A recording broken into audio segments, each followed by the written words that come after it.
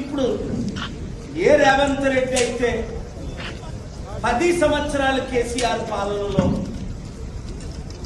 Mega కృష్ణారెడ్డిని రోజు తిట్టని రోజు లేదు. మెగా కృష్ణారెడ్డి గజ దొంగ, పెద్ద దొంగ, కాళేశ్వరం ప్రాజెక్టు, ఈ మధ్యన కూడా కోమటిరెడ్డి వెంకటరెడ్డి ఏమన్నాడు, ఇది కాళేశ్వరం కాదు ఇది కూలేశ్వరం అన్నాడు. ఉత్తమ్ కుమార్ రెడ్డి ఏమన్నాడు, కాళేశ్వరం మేము మూసేసామన్నాడు.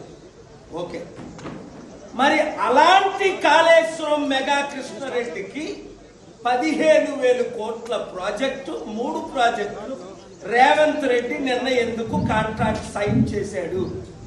1,10,000 కోట్ల అవినీతి జరిగింది, 48,000 కోట్లు కనిపించట్లేదు. తెలంగాణ ప్రజలకు 2 లక్షల కోట్లు అవినీతి అన్న ఈ రేవంత్ రెడ్డి ఇప్పుడు మెగా కృష్ణారెడ్డికి ఎందుకు ఇచ్చాడు అంటే క్లియర్. కాంగ్రెస్ పార్టీకి మెగా కృష్ణారెడ్డి ఎన్ని వందల కోట్లు బాండ్ల ద్వారా, మరి బ్లాక్ మనీ ఎంత ఇస్తున్నాడో లెక్కే లేదు. ఎందుకంటే కాంగ్రెస్ పార్టీ గెలాలంటే మొన్న 4,000 కోట్లు ఖర్చు అయిందట. ఈ 4,000 కోట్లు ఎవరిస్తున్నారు?